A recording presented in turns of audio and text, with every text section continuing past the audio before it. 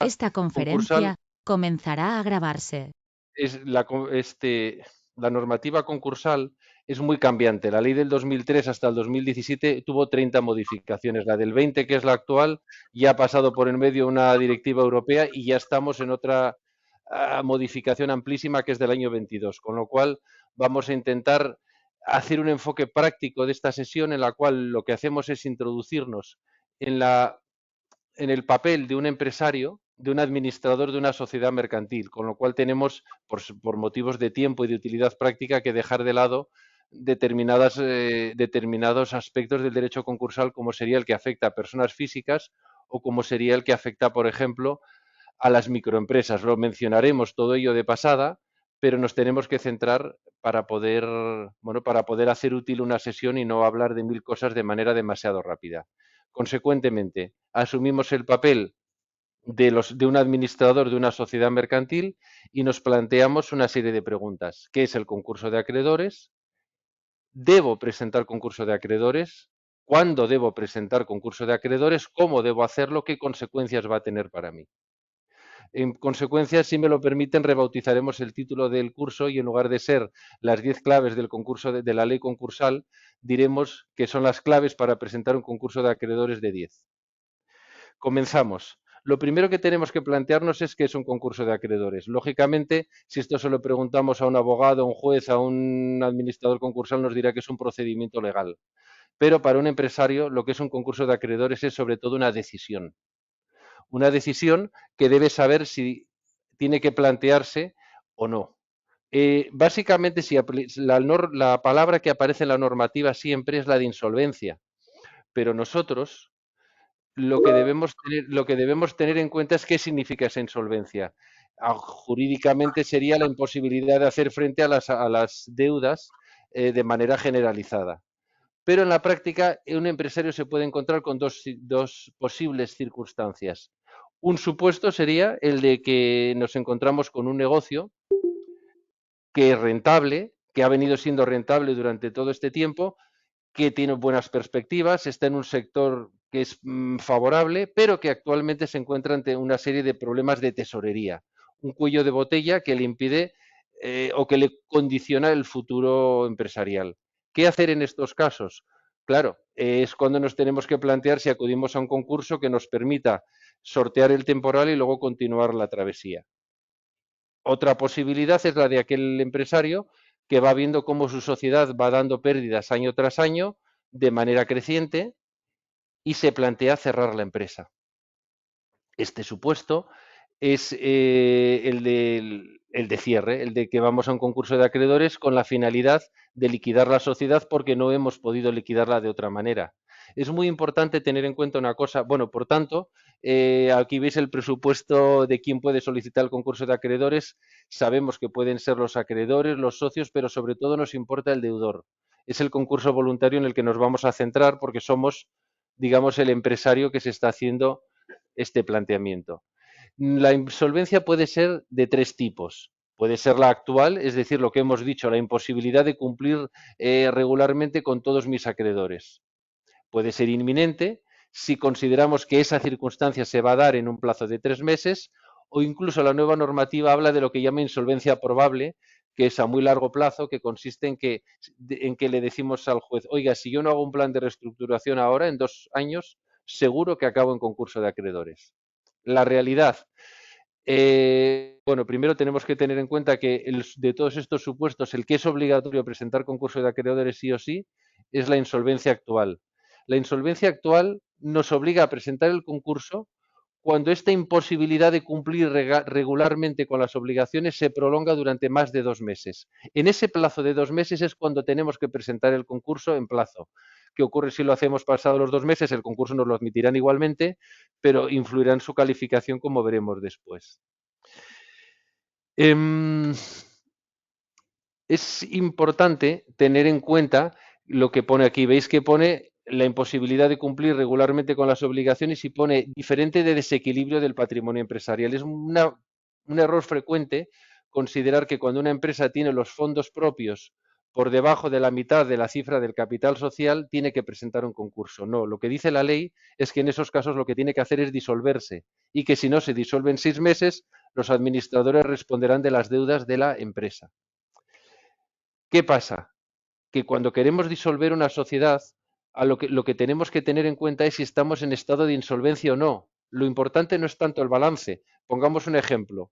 Una sociedad tiene pasivos por valor de 80 y tiene activos por valor de 100. Aparentemente esa sociedad se puede disolver de manera mercantil fácil. Vendo, liquido mis bienes que valen 100, pago mis acreedores de 40 y nos vamos a casa. ¿Qué pasa? Que cuando llegamos a la realidad práctica, bueno, primero suponiendo que eso fuera tan fácil, nos encontramos con que esta empresa tiene 10 trabajadores y que estos 10 trabajadores tienen una antigüedad de 15 o 20 años. Pues ya nos encontramos con que indemnizarles tendría un coste de 30. 80 más 30 son 110. Resulta que con esos 110 no los podemos pagar con los 100 que tenemos de activo. Es decir, una sociedad que contablemente está bien, puede encontrarse con circunstancias, en el caso de las laborales las comentará después mi compañero José María, no puede disolverla fácilmente, entonces necesariamente tiene que pasar por el concurso. Tenemos que decir también que de los dos supuestos que hemos dicho, lo de los cuellos de botella y los de la sociedad que tiene que cerrar, a ver, los concursos de continuidad no son una mera entelequia ni algo teórico, se dan en la práctica, pero en un número muy, muy inferior al de los concursos de liquidación, que son lo más frecuente. Cuando una empresa llega a liquidación, y esto lo sabe el legislador, a concurso normalmente es para cerrar. Precisamente por eso, uno de los aspectos en los que más incide la nueva normativa es el de intentar evitar llegar al concurso de acreedores con la figura del preconcurso que comentamos seguidamente.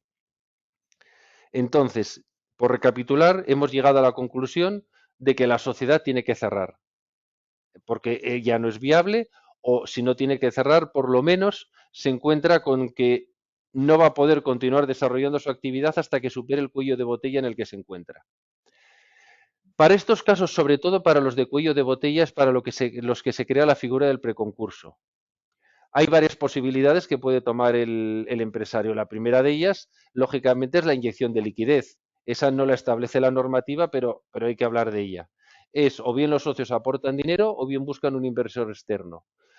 Por contraintuitivo que resulte, es mucho mejor buscar un inversor externo que realizar aportaciones los socios, porque el socio aporta dinero que automáticamente pierde en caso de que la empresa finalmente quiebre, y el empresario se da una circunstancia muy humana, muy razonable, pero que es irracional y muy subjetiva, y es que cuando una empresa va mal, digamos que el último en enterarse es el propio empresario, no porque no tenga capacidad para ello, sino porque de algún modo la empresa es su hijo industrial y pretende ver siempre la posibilidad de salvarlo. Por eso muchos concursos se presentan demasiado tarde. En cambio, si es el inversor el que aporta el dinero, normalmente es alguien totalmente alejado de cualquier elemento subjetivo y que realmente si invierte es porque existen motivos reales para apostar por esa sociedad. Naturalmente se puede equivocar, pero se le presume una mucho mayor objetividad. Las aportaciones de los socios, por eso digo, son un poco más arriesgadas. La segunda medida que establece la ley es la del preconcurso. Tengo al lado puesto el acuerdo extrajudicial de pagos que ya no existe, es el que se daba en la legislación anterior, sencillamente para que se pueda comparar el procedimiento. ¿Qué es el preconcurso? El preconcurso es tratar de llegar a algún tipo de acuerdo con los acreedores, que puede ser desde transmitirles la empresa, lograr quitas, es decir, reducciones del total de las deudas, reducir intereses, alargar plazos de pago, cualquier medida que logre que la sociedad salga del cuello de botella. El primer paso, o lo que hay que hacer para esto, es comunicárselo al juzgado mediante un escrito en el que le decimos al juez de lo mercantil que hemos iniciado o que vamos a iniciar negociaciones con los acreedores. Esto, que antes era un escrito muy sencillo, con la nueva normativa exige una documentación un poco más densa y es de obligado cumplimiento, porque si no, nos lo denegarán y además no podremos volver a presentar un preconcurso en un año que seguramente ya no estaremos aquí. Entonces, ¿qué nos encontramos? Con que esa documentación hay que explicar por qué la sociedad está en una mala situación económica, por qué se considera que el preconcurso o las negociaciones que vamos a emprender la van a permitir ser viable, aportamos cuentas anuales, justificamos que, bueno, indicamos un listado de los acreedores con los que pretendemos negociar, sus vencimientos, los importes de las deudas, etcétera, etcétera. Esto tiene una serie de efectos. En el momento en que yo hago esta solicitud de preconcurso y el juzgado me dice adelante, yo tengo un plazo, digamos, extra de 3 meses. Durante estos 3 meses, aunque yo me encontrase en una situación de insolvencia, es decir, un impago generalizado de mis acreedores, me encuentro con la circunstancia de que durante esos 3 meses no me van a penalizar, perdón, por no presentar concurso, no me va a poder presentar concurso de acreedores un acreedor, no me van a ejecutar judicial ni extrajudicialmente, salvo que estemos hablando de créditos públicos, puesto que Hacienda y la Seguridad Social, en este caso, son los niños bonitos de la ley concursal y siempre tienen prerrogativas que no tienen los demás. Este preconcurso me libera tanto de la obligación de presentar concurso que ya hemos comentado, como de la de disolver. Hemos dicho que si el patrimonio neto es inferior a la mitad del capital social, estoy en causa de disolución y si en 6 meses no lo hago, los socios responden de las deudas. No se va a aplicar esto si estoy en preconcurso. Esta situación de preconcurso, hemos dicho, dura 3 meses. Todos sabemos que 3 meses es un periodo muy, muy insuficiente para lograr negociaciones, por ejemplo, con 5 bancos. Entonces, la ley nos permite una prórroga de otros 3 meses. Hay que decir que el legislador ha sido un poco cicatero, puesto que la directiva perdón, que se transpone en la ley del 2002 permitía hasta 12 meses. Esto da lugar también a una picaresca que en algún momento podría darse. Si yo veo que tengo que disolver una sociedad, pero sigo teniendo dudas de si realmente voy a poder salvarla o no, bueno, cabe la posibilidad de querer estirar el chicle. ¿Cómo estiramos el chicle? Me encuentro en la situación de que no puedo pagar a mis acreedores de manera regular. Espero los 2 meses que tengo para presentar el concurso. Cuando van a acabar esos 2 meses, presento preconcurso 3 meses. Pido la ampliación del preconcurso otros 3 meses. Ya tenemos 2 más 6 más 6. Pasados esos 8 meses, resulta que todavía tengo un mes más para presentar el concurso. De tal manera que de esta manera podríamos prolongar la decisión siempre desagradable de presentar el concurso incluso 9 meses. No lo estamos aconsejando, pero en la práctica se hace. ¿Qué pasa? Una vez que hemos hecho esta solicitud de preconcurso, ¿qué ocurre durante estos 3 o 6 meses? Pues que tenemos que juntar a los acreedores con los que hemos decidido negociar y tenemos que dividirlos por clases. Es importante decir que estas clases de acreedores no tienen nada que ver o no son exactamente los tipos de créditos concursales que suelen clasificarse en créditos con privilegio general, privilegio ordinario, subordinado, etcétera. No, aquí estamos hablando de clases por intereses comunes. Puede haber una clase que son las administraciones públicas, puede haber otra clase que sean los bancos, o puede haber una clase que sean aquellos acreedores que tienen bienes contra los que tenemos bienes hipotecados, es decir, que tienen derechos reales a su favor como garantía.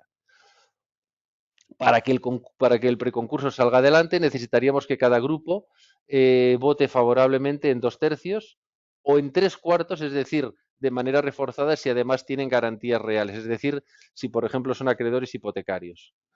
Puede o no solicitarse la figura del experto independiente, lo puede solicitar el deudor o incluso más del 50% de los acreedores.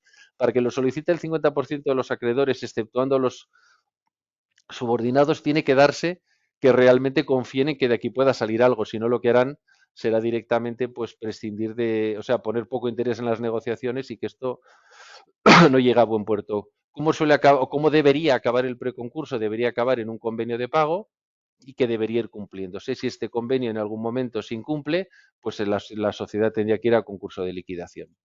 Seguimos avanzando. Pasado el preconcurso o no optando por esta opción, porque claramente nuestra situación es la de liquidar, tenemos que entrar en el concurso de acreedores. Estas son las secciones que tiene, pero a efectos prácticos no es importante. Lo que es importante son las fases del concurso. Y las fases hay dos. La fase común, seguida de la fase de liquidación, o la fase común, seguida de la fase de convenio, en caso de que sea de continuidad. ¿Qué tenemos que hacer ahora? Entonces ya sabemos qué es el concurso, si debemos presentarlo, cuándo debemos presentarlo, cómo tenemos que presentarlo es la siguiente pregunta. La forma de solicitar el concurso es dirigirnos al juzgado de lo mercantil bajo la forma de demanda. Es una demanda sui generis porque no demandamos a nadie, pero ya nos obliga acudir asistidos por un abogado y representados por un procurador.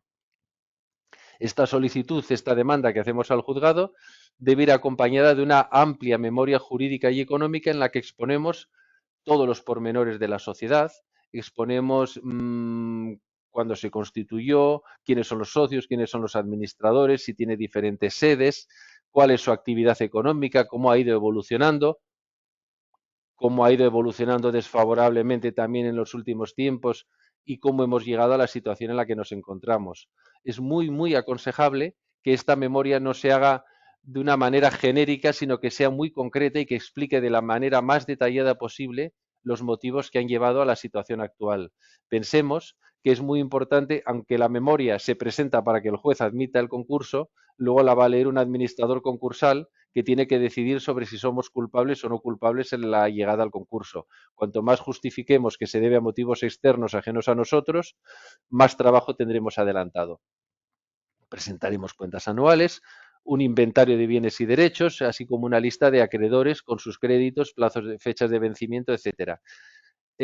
Lógicamente, este inventario y esta lista de acreedores se presentan con la fecha de interposición del concurso y, por tanto, tienen un efecto provisional, porque hasta que el juez declare el auto de concurso pueden pasar 2, 3, 4, 5 meses y los acreedores no están en la misma situación ahora que cuando llega el administrador concursal. Voy a hacer ahora un pequeño spoiler. ¿Veis esta nota de importante? Salto. Voy a hacer un spoiler a una fase futura del concurso que es la de la calificación del concurso. Los concursos pueden ser de dos tipos. Esto lo propone en su informe el administrador concursal y lo decide el juez de lo mercantil. El concurso puede ser declarado culpable o fortuito.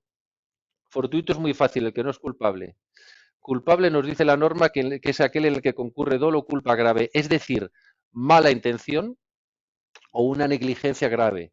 No, no cabe aducir la culpabilidad porque ha habido pequeñas negligencias o pequeños fallos o que alguien diga, mira, esto lo podrías haber hecho un poco mejor de cómo lo has hecho. Hablamos de negligencia realmente grave. Hay supuestos en los que el concurso es declarado culpable de manera automática y supuestos en los que únicamente se presume. Así, por ejemplo, se presume la culpabilidad si se presenta fuera de los 2 meses, si no ha habido preconcurso, o si considera que se han incumplido pues el presentar las cuentas en el registro, los libros contables, no asistir a una junta de acreedores si hay convenio, no colaborar debidamente con el administrador concursal, como veremos después que hay que hacer. Digamos que contra eso podemos contraargumentar. En cambio, si ha habido alzamiento de bienes o si ha habido un incumplimiento del convenio y vamos a liquidación, este concurso va a ser necesariamente declarado culpable, con las consecuencias que seguidamente se verán. De todas las causas, de todos los supuestos de culpabilidad automática, el que más nos importa es el que tiene la flecha. Este dice incumplimiento sustancial, doble llevanza o irregularidad relevante en la contabilidad. Irregularidad relevante en la contabilidad. Volvamos para atrás. Estamos interponiendo el recurso y digo la demanda de concurso y hemos puesto importante, revisión contable financiera exhaustiva. ¿Por qué debemos centrarnos aquí? Porque si nosotros presentamos irregularidades contables graves, hemos dicho que el concurso es culpable, con las consecuencias que eso tiene para el administrador de inhabilitaciones, de responsabilidades, etcétera. ¿Qué es una inexactitud o una irregularidad contable grave? Una irregularidad contable es no coincidir con no reflejar la realidad fiel de la empresa, pero grave implica un elemento cuantitativo. Pongamos un ejemplo, es muy frecuente y es normal, por eso hay que mirar esto con lupa, que cuando una sociedad acaba en concurso, previamente pues sus beneficios han ido disminuyendo o incluso las pérdidas han ido aumentando. Cuando una sociedad va mal, lo normal es que intente obtener financiación externa, bancaria, por ejemplo. Para que esa financiación llegue, lógicamente no queremos reflejar en el contable el peor de los escenarios posibles. Tratamos de algún modo de embellecerlo. ¿Cómo lo embellecemos? Aumentando el valor de los activos. No es infrecuente encontrarnos con, pues por ejemplo, instalaciones técnicas que se refieren pues a las luces de la nave, al aire acondicionado, etcétera, que no están bien amortizadas, o unas existencias cuya valoración es superior a la real. No es lo mismo, evidentemente, la importancia de que unas existencias estén sobrevaloradas en una empresa que produce bienes no por encargo, sino al por mayor, a que estas existencias estén sobrevaloradas en una empresa que no debería tener existencias porque presta servicios o fabrica bienes exclusivamente por encargo. Claro, hay sentencias en las que dicen un concurso es culpable porque ha habido una irregularidad contable grave, porque había unas existencias valoradas en 6 millones y valían 400.000. Evidentemente es culpable y es grave. En cambio, hombre, las existencias están valoradas en 100.000 euros y en realidad valían 40.000. Pues seguramente puede haber algún fallo de amortización, no refleja exactamente la realidad, pero la gravedad es más que cuestionable. Entre esos dos extremos hay un mundo, pero lo importante que tiene que quedarnos claro es que para presentar el concurso, antes tenemos que analizar con lupa y, si es necesario, con microscopio, todas las partidas de los sumas y saldos de las sociedades.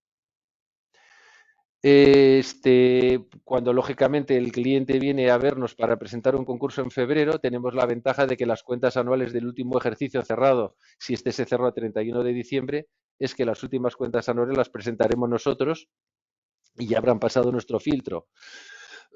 Si la situación se produce en octubre, no nos quedará más remedio que intentar arreglarlo después o que por lo menos tener una motivación y una justificación de cada elemento que aparece. Hemos presentado el concurso, pasa el menor tiempo posible deseado y el juez un buen día dicta un auto de declaración de concurso y el concurso automáticamente se declara. En ese momento se nombra al administrador concursal, se adoptan las medidas cautelares que pudieran ser necesarias, se publica en el boletín oficial y en el registro público de acreedores, se comunica a los representantes de los trabajadores si existen, y se decide la intervención o suspensión de las facultades del administrador societario. ¿Qué quiere decir esto? Que el actual administrador puede tener sus facultades limitadas o totalmente canceladas en favor del administrador concursal. Yo, en la práctica, no haría mucho caso de cualquiera de los dos regímenes. Yo tengo claro que nuestro asesoramiento a un administrador societario es que a partir del momento en que se declare el concurso, haga solo aquello que le permita hacer el administrador concursal. Mm, Nosotros tenemos que sobre el concursado pesa un deber de colaboración e información, es decir, ¿qué tiene que hacer el administrador ordinario? Suministrar toda la documentación que precise el administrador concursal, hacerlo con diligencia, ser totalmente transparente. Y en cuanto a bueno, veis que pone ahí que tiene deberes de conservación y administración de la masa activa y que necesitará autorización judicial para enajenar bienes o para gravarlos con garantías. En la práctica es mucho más sencillo. Cualquier cosa que queramos hacer, se la preguntamos al administrador concursal. Oye, tengo una buena oferta para vender esta máquina de la que podemos sacar dinero. Lo decide él. ¿Qué hacemos? ¿Continuamos realizando la actividad económica o no? Porque a veces es interesante, incluso que sea para liquidar, aceptar pequeños encargos que nos van a permitir obtener ingresos que le van a dar más recursos al administrador concursal para pagar a los acreedores. Pero también puede darse un encargo que sepamos que no vamos a poder realizar y resulta que nos quiere adelantar un importe económico. Lógicamente eso no interesa hacerlo, pero que siempre sea el administrador concursal el que tome las decisiones. Por otro lado, podemos decir que sobre los acreedores los efectos son muy fáciles y es que el administrador concursal eh, clasificará los créditos, primero hará un listado de créditos, mandará una carta, una comunicación a cada uno de los acreedores para que confirmen o impugnen la lista provisional de créditos y digan, por ejemplo, no es verdad, yo no le debo, no me debe 10.000 euros a mí, ya me debe solo 8.000, o al revés, me debe 20.000 y aquí aporto los justificantes de por qué. Una vez que tenemos la lista de acreedores, lo que tenemos que hacer, o lo que tiene que hacer, mejor dicho, el administrador concursal es elaborar un listado de todos estos acreedores por orden. Y por orden quiere decir que en primer lugar pondrá a los acreedores que tienen un privilegio especial, luego los que tienen un privilegio general, luego los ordinarios, por último los subordinados. Todos estos Todo este listado se irá pagando una vez que se concluya el concurso y que se haya terminado la liquidación, se les irá pagando por ese orden. ¿Qué ocurre? Que una vez que se declara el concurso siguen generándose deudas. Las nuevas deudas que se generan ya no son créditos concursales, son créditos contra la masa. Se les llama así a aquellos créditos que se generan después de declararse el concurso y que deben pagarse prioritariamente. Por ejemplo, en un concurso de arrendamiento, en un contrato de arrendamiento en el que de la nave en la cual desarrolla su actividad la sociedad que está en concurso, no, imaginemos que no le hemos pagado los 6 últimos meses al propietario de la nave. Esos 6 meses se van a quedar en espera, pero sí que le vamos a pagar los meses siguientes. Esto está hecho para que precisamente no se interrumpa la actividad económica. Digamos que sería imposible que ningún proveedor quisiera contratar con una sociedad declarada en concurso si sabe que va a ser la última en cobrar. Los créditos contra la masa son normalmente los que tienen muchas más posibilidades de cobrar. Los créditos concursales, pues a veces llega a los de privilegio especial, alguna vez de privilegio general, rara vez a los ordinarios y nunca, nunca a los subordinados. Extrañísimo. Mm, es importante saber que bueno, hay un efecto sobre los concursos que es muy importante. Y es que los concursos, sobre los contratos, y es que los contratos bilaterales no se suspenden por la declaración del concurso. Es decir, si yo tengo un contrato de arrendamiento o de renting o de leasing o de luz o de agua, el que yo me declare en concurso no da derecho, incluso aunque yo haya impagado, para suspender ese contrato. Es muy frecuente encontrar contratos de arrendamiento en los que se establece una cláusula que dice causa de extinción del contrato.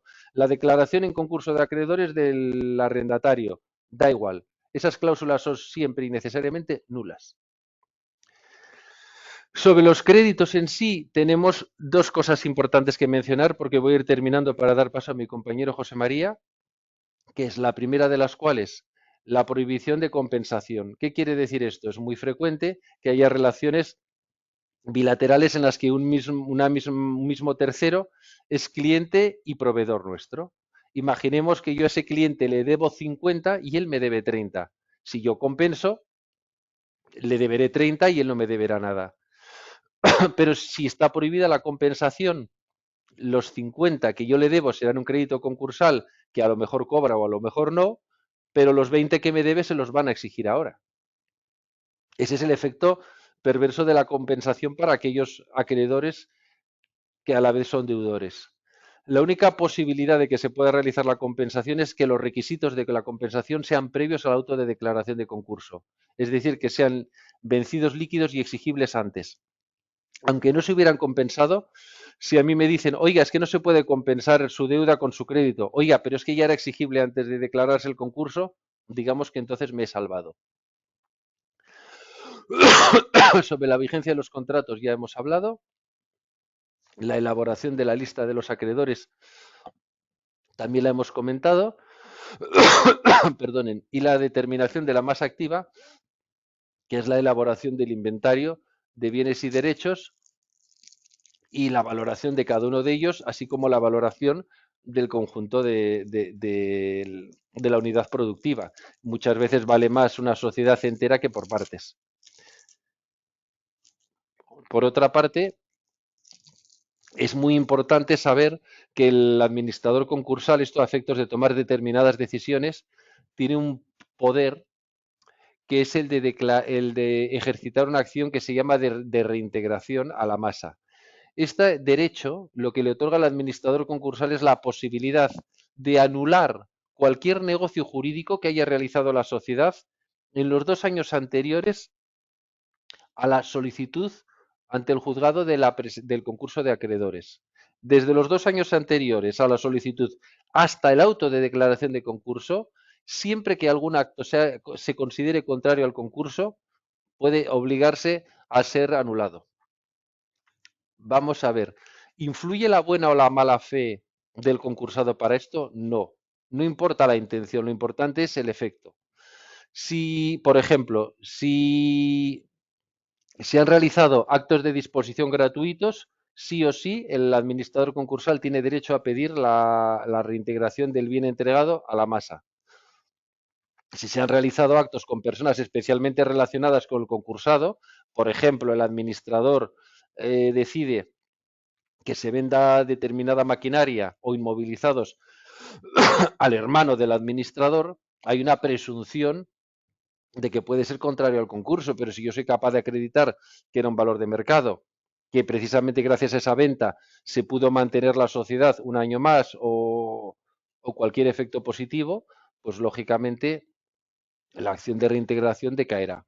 La manera de protestar contra la acción de reintegración es el incidente concursal. Fijaos que en ambos casos aparece un mismo supuesto en apariencia, que son pagos y extinción de obligaciones con vencimiento posterior al auto del concurso.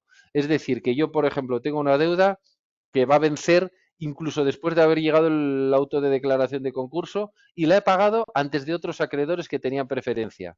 Pues bien, si existe garantía real, cabrá prueba en contra. Si no existe garantía real, directamente la acción es reintegrable sí o sí. Lógicamente, además de anularse estos negocios, hay posibles consecuencias para el que tiene que reintegrar. Por ejemplo, si yo le he entregado gratuitamente a mi hermano una máquina y la tengo que devolver, si mi hermano actuó de buena fe, tendrá que devolver el valor del bien más el interés legal. Si actuó de mala fe, además tendrá que indemnizar por daños y perjuicios.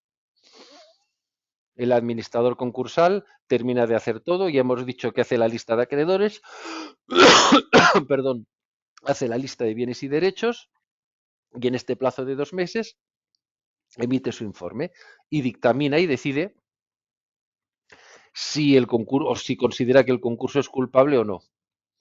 Ya hemos hablado de la calificación, de si es culpable o es fortuito. En caso de que sea culpable, decimos que tendrá que la sentencia del juez de lo mercantil declarando la culpabilidad tendrá que explicar claramente la causa, es decir, cuál ha sido la negligencia o dolo grave. Si hay personas afectadas, como el administrador, o cómplices, como por ejemplo el tercero al que se le han pasado una serie de bienes, y puede comportar penas de inhabilitación para ejercer cargos de administrador societario de hasta 15 años, pérdida de derechos como acreedores si estamos hablando de cómplices, obligaciones de devolver, indemnizaciones por daños y perjuicios. Volvemos a hacer referencia a las irregularidades contables para señalar que es muy importante que cuando se presente el concurso tengamos, digámoslo así, la conciencia tranquila de que nadie va a encontrar nada en contra nuestra. La finalización del concurso, es decir, una vez terminada la fase común, es, como hemos dicho, el convenio si se pretende que sea un concurso de continuidad, o la liquidación si lo que se pretende es cerrar la empresa. La liquidación supone pues enajenar, vender todo el patrimonio empresarial para sacar el mayor número de deudas posibles. Esto puede darse bueno, a lo largo del concurso, sobre todo si es maquinaria industrial, no es infrecuente que aparezcan compradores espontáneos que ofrecen dinero por adquirir, lógicamente al olor de las buenas oportunidades, pero el administrador concursal puede desoírlas y acudir a una empresa externa, por ejemplo, que se dedique a subastar este tipo de bienes. Bueno, mientras dura la liquidación, el administrador concursal tendrá que realizar una serie de informes trimestrales, deberá presentar cuentas anuales salvo que le dispensen de ello, salvo que el juzgado le dispense de ello. Tendremos, en el caso de que por el contrario el concurso hubiera terminado en convenio, pues podrá ser un convenio que sigue a la fase común, que sería lo ordinario, o incluso podría ser un convenio anticipado, porque se llega a ese acuerdo antes de que el administrador concursal haya terminado de realizar sus labores de liquidación o de, o de, o de elaboración del informe. Mm, Vamos a ver. Se ha hablado del procedimiento especial de microempresas. Hago una mención muy rápida, en último lugar, por lo revolucionario que es, digamos. Estamos hablando que en determinadas sociedades, cuando tienen una media inferior a 10 trabajadores y además el volumen de negocio actual es inferior a 700.000 euros o su pasivo inferior a 350.000 euros, en los cuales ya no se presentará una demanda con la documentación indicada al juez del concurso, sino que lo que haremos será rellenar en una página web habilitada por el Ministerio de Justicia una serie de formularios y de hojas Excel, en las que incluiremos todos los elementos que nos preguntan, y este concurso se tramitará de una manera teóricamente muy, muy, muy breve. Realmente sigue haciendo falta abogado y procurador, aunque es algo que realmente la normativa cita al abogado y no al procurador, pero todo el mundo ha entendido, incluso los jueces, que por más que se presente directamente desde la página web, luego puede haber notificaciones, en un momento dado se puede judicializar el procedimiento, por lo cual sigue siendo necesaria la presencia del procurador. En principio no tendría nada más que decir y pasaría los instrumentos a mi compañero José María. Disculpen, por favor, por la tos que me ha dado. Estoy pasando un cuadro alérgico, ya me disculparán.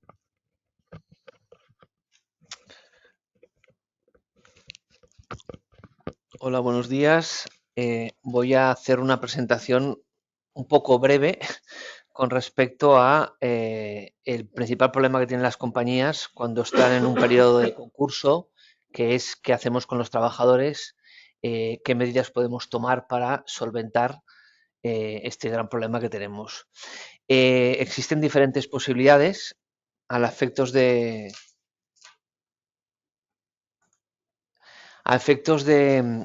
poder solventar este problema. Existen medidas externas e internas. La medida externa top o la más usada es hacer un ERE. ¿Vale? ¿Cuándo hay que hacer el ERE? Bueno, cuando en un periodo de 90 días, que el umbral sería que en un periodo de 90 días, antes y después de que se produzcan las extinciones de los contratos, para evitar los despidos en goteo, afecte a más de 9 trabajadores en empresas que ocupan de 10 a 99 trabajadores. Si hay otro porcentaje es que no sea inferior al 10% de la plantilla de empresas que ocupen a trabajadores que sean entre 100 y 300 trabajadores y más de 29 si el censo laboral de la empresa exceda de 300 trabajadores. Si las empresas sean inferiores a 5 trabajadores o empresas muy pequeñas, todo lo que sea superar el número de 5 trabajadores se entiende que es un despido colectivo. Aparte del despido colectivo como ERO, existen otras medidas como es hacer un expediente de regulación de ocupación temporal, un ETOP, ¿vale? Y también existen la inaplicación de condiciones fijadas en los convenios para rebajar el coste de salarios y de otras medidas. Existe también la posibilidad de hacer modificaciones en las condiciones laborales a nivel de modificación y de movilidad geográfica, cambiando la ubicación del trabajador, o bien modificaciones de todo tipo a nivel sustanciales, desde el punto de vista de cuantía, modificación de turnos, rebajas salariales, siempre con consenso y con los preavisos determinados en cada uno de estos procesos. Si tenemos en cuenta la medida estándar, que es hacer un expediente de regulación de ocupación parcial o total, tenemos que entrar a valorar cuáles son los motivos por los cuales los podemos hacer, ¿vale? El primer motivo y el que mayoritariamente utilizan todas las empresas es la causa económica, ¿vale? Cuando la situación económica de la empresa es negativa, porque está o en pérdidas actuales o bien existen una disminución continuada del nivel de ingresos, ¿vale? Que sea real, objetiva y constatable, que sea persistente y que afecte a las ventas o a los ingresos ordinarios de la compañía, se entiende que existe una disminución continuada de los ingresos. Esto, el ejemplo más típico es que comparemos el mismo periodo de un trimestre, de los 3 trimestres consecutivos de un año, con el mismo periodo en los mismos trimestres del año anterior. Cuando existe una disminución de la facturación, es cuando se entiende el volumen de negocios, cuando se entiende que es un despido objetivo. En este caso sería un despido objetivo por causas económicas. Luego existe la previsión de pérdidas futuras. Bueno, es decir, yo ahora mismo sé que, bueno, tengo un problema de tesorería, pero que a futuro seguramente lo podríamos llegar a arreglar o no. Entonces, como no sabemos si realmente se va a poder modificar porque va a aumentar las ventas, entendemos que tenemos una previsión de pérdidas futuras y es uno de los motivos por los cuales puedo tramitar un ERO por causas económicas. Las causas técnicas principalmente es que se tenga que producir una innovación de la maquinaria que estamos trabajando y eso comporte un sobrecoste para adaptar esas modificaciones al sistema informático o a la producción de las maquinarias o a las cadenas de producción, que comportaría una renovación completa de toda la maquinaria. Este sería un motivo técnico por el cual la empresa no podría hacer frente a estos pagos, y sería un motivo para hacer un ERO por causas económicas. Las causas organizativas, bueno, sería cambios en la estructura organizativa de la empresa, en el diseño y el funcionamiento de los sistemas y métodos de trabajo del personal. Aquí los tribunales sí que han ido matizando qué es lo que se considera que es una causa organizativa. Aquí los juzgados reconocen que es la reordenación de un departamento, el cierre de un centro de trabajo, motivado algunas veces por una fusión, una absorción de compañías, o porque una empresa se reestructure a nivel interno y se centralicen los servicios en una empresa determinada, viendo la necesidad de tener que extinguir contratos de las diferentes filiales que estén utilizando la compañía. Las causas productivas, este sí que es el causo más típico. La causa productiva no es más que mi bajada de clientela. Es decir, yo tengo unas ventas, unas previsiones de ventas y por A o por B,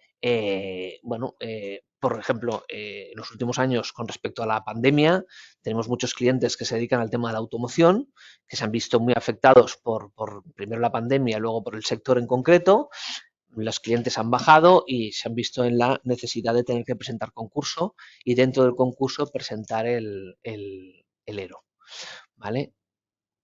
Si tenemos en cuenta que ya tenemos los motivos por los cuales podemos tramitar un despido colectivo y tenemos el umbral ya determinado del número de trabajadores que son afectados, tendríamos que iniciar el procedimiento. El despido colectivo, el ERO, se inicia con un periodo de consultas con los representantes de los trabajadores. Como pasa en muchas ocasiones, los trabajadores de una compañía no tienen representantes sindicales o bien no tienen representantes legales propiamente internos de los trabajadores. Cuando se inicia el periodo de consultas, ¿vale?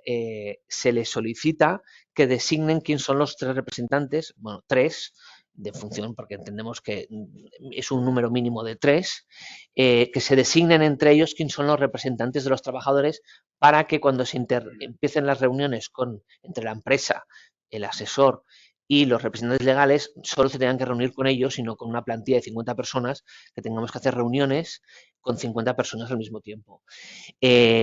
Durante la pandemia y con posterioridad se ha comentado, y la norma te lo dice, que sí puedes indicar a los sindicatos más representativos si quieren asistir en representación de los trabajadores. Muchas veces son los propios trabajadores los que se designan entre ellos a 3 personas sin recurrir a los servicios de sindicatos. La norma no te lo prohíbe, es un tema de constituir ad hoc una representación de sindical. Se comunica a la apertura, una vez está constituida esta mesa negociadora con los representantes legales de los trabajadores, en los cuales se les entrega una memoria explicativa de la causa justificativa, del por qué estamos tomando esta medida, por qué esta persona, por qué no otra, si realmente es necesario imprescindiblemente esta medida o si existe alguna medida menos perjudicial para todos los trabajadores, como sería hacer, por ejemplo, un ERTE temporal, ¿vale? Cuando se explica y se comunica, hay que hacer un plan de recolocación externa, ¿vale? Hay que llevar una serie de documentación adicional en función del tipo de ERO que es, si es por causas productivas, por causas organizativas, por causas técnicas o por causas económicas. Dependiendo de cada comunidad autónoma, te establece qué es lo que exactamente quiere la autoridad laboral que aportes, ¿vale?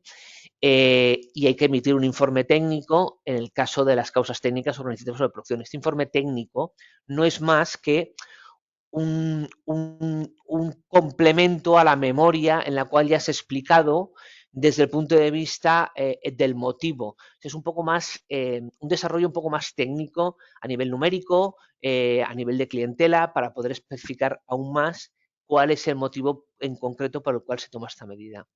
En los despidos colectivos, igualmente, evidentemente, hay que hacer llegar a la autoridad laboral toda esta información que entregamos a los trabajadores, porque la autoridad laboral nos va a citar, nos va a reunir nos va a hacer, nos va a preguntar abiertamente a los trabajadores, en algunas circunstancias nos hacen salir a los asesores y a la empresa y les pregunta si para tomar estas medidas se les ha coaccionado a los trabajadores y a los representantes legales de los trabajadores. ¿Por qué? Porque evidentemente de todo lo que se comunica hay que hacer actas y estas actas determinan si ha habido una buena fe para poder hacer un informe que hacen internamente la autoridad laboral. Concluido este procedimiento, con o sin acuerdo, la decisión final corresponde al empresario, es decir, tiene que comunicarla sea con o sin acuerdo, tiene que dar traslado evidentemente a los trabajadores, a los representantes de los trabajadores y a la autoridad laboral para poder empezar a comunicar la notificación de los despidos con carácter individual a cada uno de los trabajadores. La notificación del periodo de consultas, evidentemente, debe ir por escrito y acompañada de la documentación que hemos mencionado anteriormente. El escrito debe identificar las causas, el número y clasificación profesional de los trabajadores, el periodo previsto para realización de los despidos.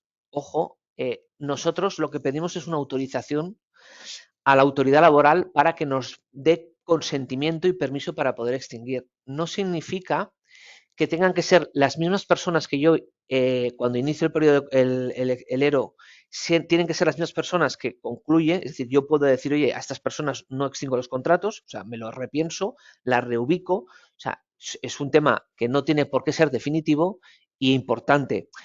No todos los periodos no todos los despidos tienen que ser en el mismo momento. Yo puedo pactar por las cadenas de producción o por los pedidos que tengo con los clientes, me autoriza la autoridad laboral a extinguir los contratos, pero no me dice que lo tengo que hacer todo en un momento determinado. Es decir, yo puedo pactar que, por ejemplo, muchos trabajadores se irán el día 30 de abril, pero puedo decir que como tengo pedidos pendientes, que el resto de los trabajadores, 4 o 5 los que se correspondan, pueden hacerse con posterioridad.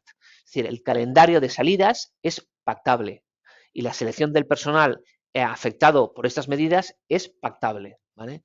Se comunica esta comunicación a los representantes y a los trabajadores que van a integrar la comisión negociadora para que la firmen. Yo normalmente, cuando tengo el acuerdo final, aparte de que existir la comisión negociadora, normalmente para aliviar de presión a los representantes de los trabajadores, normalmente lo que hago es que el acuerdo final, cuando es con acuerdo del ERO, lo hago que lo ratifiquen todos los trabajadores. Quedo con todos los trabajadores para que lo ratifiquen, más que nada para que todo el mundo sea consciente de lo que está firmando. ¿Vale? Cuando se entrega la documentación a los trabajadores, esto es muy pocas veces los trabajadores lo hacen, se les tiene que solicitar un informe de las medidas, si las medidas que está solicitando la compañía o que está haciendo la compañía son correctas o no. ¿Vale? Esto en empresas grandes, que hay sindicatos constituidos, sí que emiten el informe, pero en mayoría de las empresas, que son pequeñas empresas, los trabajadores te dicen, oye, ¿esto qué tengo que hacer? En principio, tú tienes que solicitar, darles la potestad que emitan un informe, pero en el 99% de los casos este informe no se llega a producir. ¿Vale? Se comunica a la autoridad laboral simultáneamente con toda esta documentación remitida a los representantes de los trabajadores, con la memoria, con toda la documentación anexa pertinente en función del ERO, se le entrega esta comunicación y se le hace llegar a la autoridad laboral. ¿Vale? Conforme se le dice que se ha iniciado este procedimiento que se le ha dado a los representantes legales de los trabajadores, ¿vale? Se les comunica todo esto, lo mismo a través de las páginas pertinentes de las diferentes comunidades autónomas. Aquí en la Generalitat, a través de la página de la Generalitat, tienes el canal denuncia, el canal de la empresa y adjuntas toda la documentación allí. Ahí es donde tienes que adjuntar el informe de los representantes que no se tramita, ¿vale? El inicio del periodo de consultas con los trabajadores, en principio, tiene que durar durante un periodo de 15 días, ¿vale? En empresas de menos de 50 trabajadores y cuando la empresa tiene más de 50 trabajadores, el periodo no puede durar más de 30 días, ¿vale? Es un periodo máximo, se tienen que realizar o se tienen que fijar un calendario de reuniones, se tiene que negociar en principio de buena fe y siempre se tiene que dejar actas de las reuniones, porque cuando presentas el acuerdo final de la comunicación, tienes que adjuntar copia de todas las actas que has realizado, que has calendarizado y que han firmado todas las partes, ¿vale? Durante las reuniones, en principio, lo que suele ocurrir es que los trabajadores dicen, bueno, reclaman si realmente esta es la única medida que se tiene que llevar a término por parte de la empresa, si es posible reducir el número de trabajadores, si es posible establecer un calendario, aguantar más la compañía y que tramitar los EROs secuencialmente, con posterioridad, priorizar que se produzcan despidos, gente que en principio puedan tener más facilidad para conseguir trabajo. O sea, toda una serie de medidas que suelen solicitar, planes de recolocación, etcétera, ¿vale? Bueno, no son negociaciones agradables porque las circunstancias apriman, y sobre todo porque hay mucha gente que en estas situaciones las empresas muchas veces dejan de pagar la nómina porque no pueden hacer frente a las mismas. Al final daremos consejos de por qué hacemos los EREs de una manera o de otra, porque sinceramente a veces conviene hacer el ERE antes de presentar el concurso y no dentro del concurso, pero esto lo explicaremos un poco al final, ¿vale? La fase de negociación, lo que hemos comentado, bueno, aquí es donde entran las reivindicaciones de los trabajadores solicitando medidas, bueno, compensatorias de movilidad geográfica, de diferencias salariales.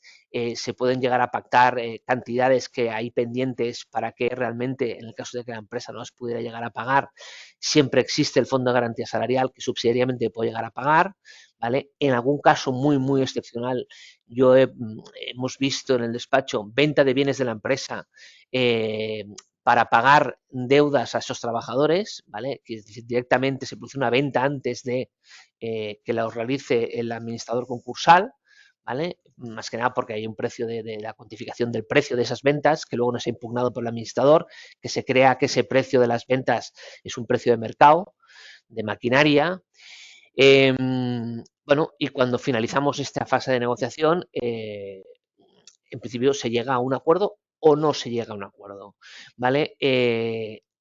Cuando tengamos la decisión final tomada, hay que comunicárselo a los representantes legales de los trabajadores, ¿vale? Durante un plazo de 15 días, ¿vale? Desde la fecha de la última reunión del periodo de consultas, y igualmente hay que comunicarse a la autoridad laboral, ¿vale? Porque el empresario, al comunicarlo, esta autoridad laboral da traslado al SEPE y a la tesorería, porque se comunica de una manera muy determinada la prestación de desempleo y la tesorería cuando viene producido por un ERO colectivo, ¿vale? Los efectos del despido colectivo.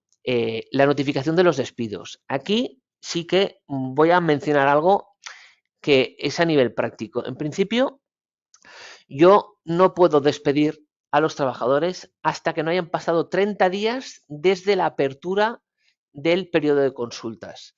Pero sí que es verdad que esto nos ha pasado esta misma semana, que hay situaciones que dices, oye, ¿yo para qué tengo que estar manteniendo en su puesto de trabajo un trabajador que no tiene trabajo, que yo no le voy a poder pagar, y hay un acuerdo en el ERO, ¿vale? Consultado con la autoridad laboral, nos dijo, hombre, si hay un acuerdo con los trabajadores, no hace falta que te esperes el mes para poder extinguir los contratos, cuando el Real Decreto sí que te dice de una manera expresa que es así, ¿vale? Entonces, en estos casos, menciono que si realmente existe un acuerdo, pues este trámite o este periodo de 30 días, hombre, en principio lo puedes acortar cuando realmente hay un acuerdo y no hay posibilidades de pagar, porque al final es incrementar costes de algo que realmente lo vas a derivar al fondo de garantía salarial, que es el que al final subsidiariamente va a tener que pagar, ¿vale? El fondo de garantía salarial es la persona, bueno, en el caso de las indemnizaciones, si la empresa tiene tesorería, evidentemente las tiene que pagar con los límites de 20 días con un máximo de 12 mensualidades. En caso de que la empresa no pudiera hacer frente a esta indemnización y no pusiera a disposición del trabajador los 20 días, se entiende que el despido es improcedente, no nulo, ¿vale? No es nulo el despido colectivo cuando no se puede hacer frente al pago de la indemnización. Se entiende que es un despido improcedente, ¿vale?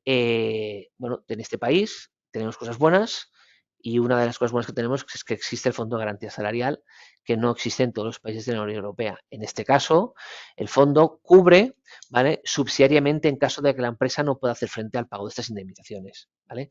Las indemnizaciones, recordar que estos importes que están por debajo de los 20 días, ¿vale?, con el máximo 12 están exentos de tributación. Los Fogasa, otra cosa que hay que mencionar, Fogasa está topado económicamente, es decir, Fogasa lo único que te paga es un importe determinado, que son 31.000 euros, ¿vale?, de indemnización y el doble de 82,20 euros, perdona, 82,20 céntimos salario día, ¿vale?, que viene a ser el doble del IMPREM diario.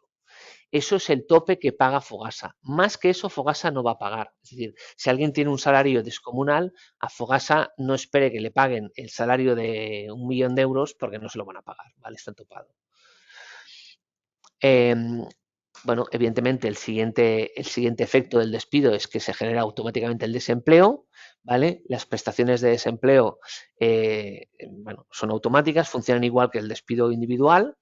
Y matiz muy importante, el convenio especial. Esto sí que realmente el convenio especial, tal como lo ponemos en la diapo, los trabajadores de más de 55 años que no tuvieran la condición de mutualistas antes del 1 del 67, existe la obligación de abonar las cuotas destinadas a la financiación de su convenio hasta su edad ordinaria de jubilación. Es decir, esto, resumiendo, es: como los trabajadores de 55 o más años son trabajadores que en principio les va a costar más encontrar trabajo, el sistema los protege obligando a la empresa a establecer un convenio especial, pagando la empresa las cotizaciones, el promedio de las cotizaciones que tuvieran estos trabajadores hasta su edad ordinaria de jubilación. Esto, para una empresa pequeña, es una auténtica sangría. Esto es una empresa, o sea, nos hemos encontrado en muchísimos casos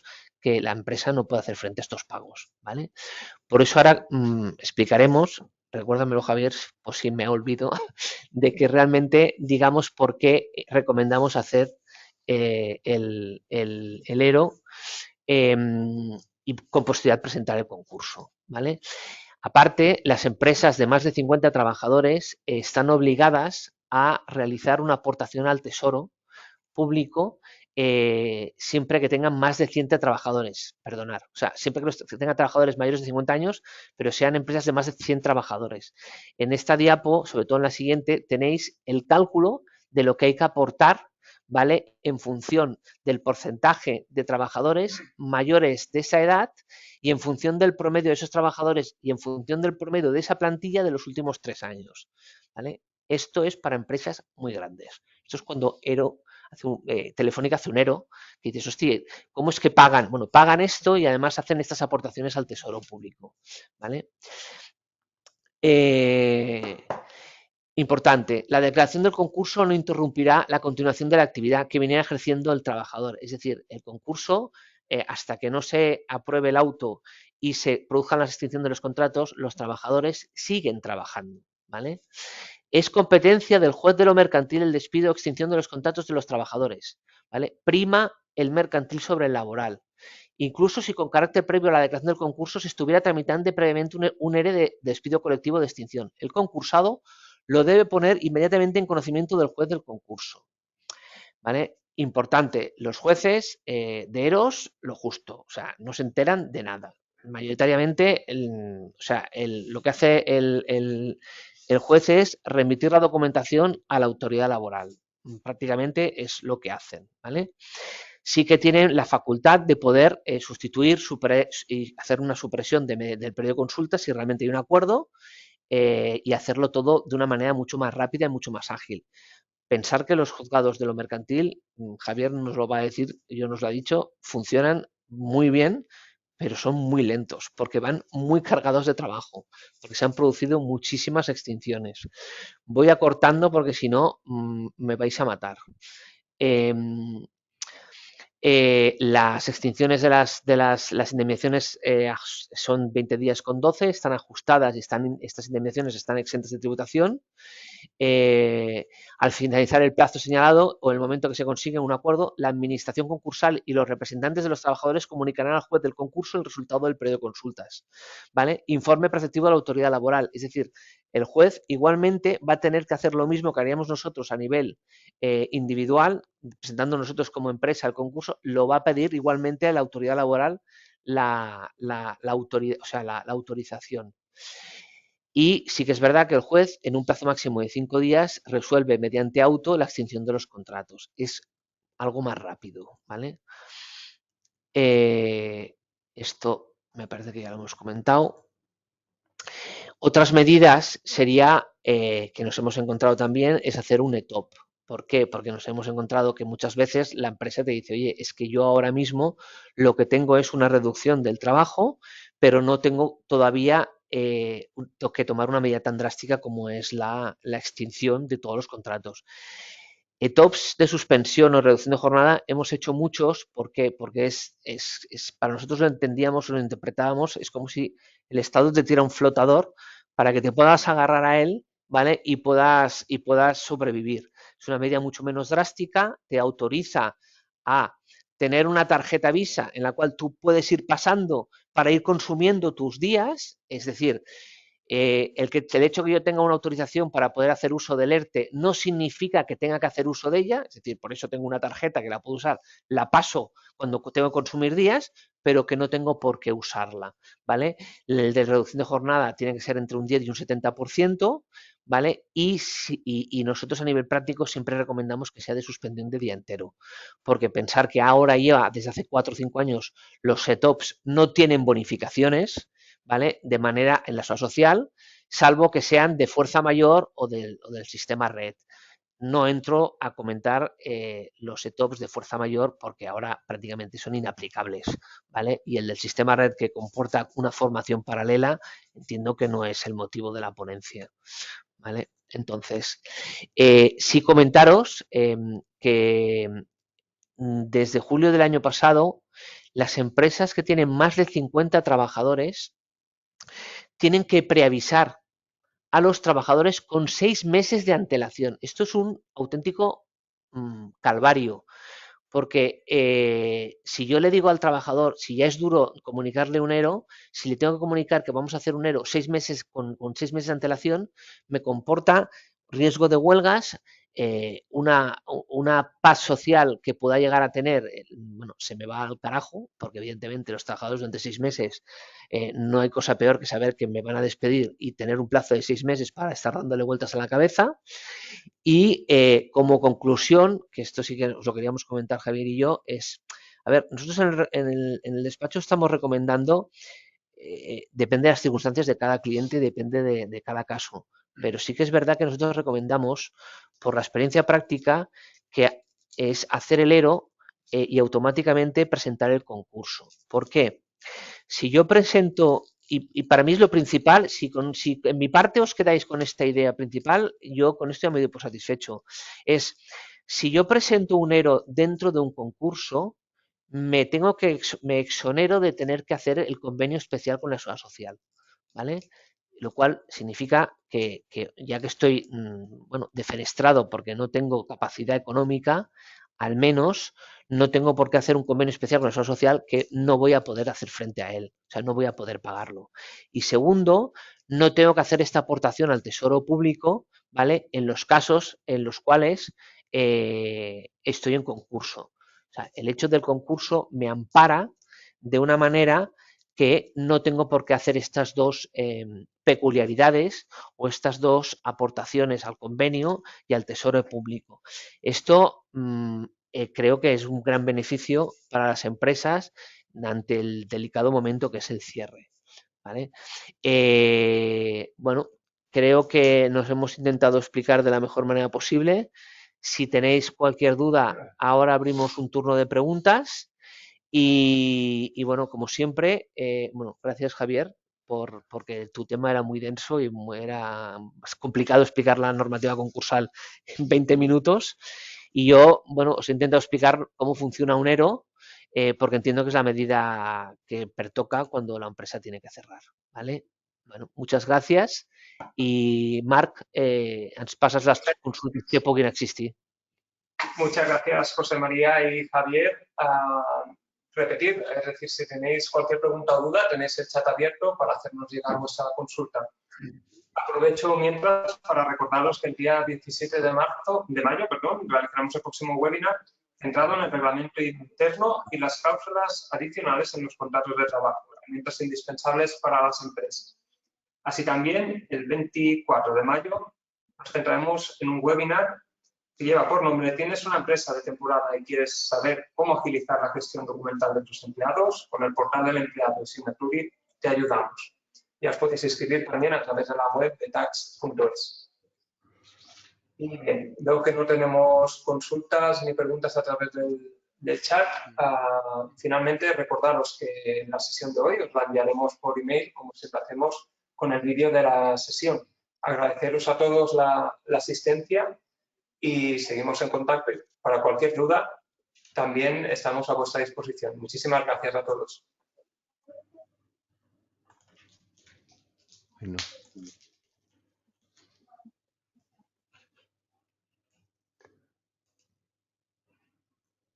Creo que es aquí, ¿no?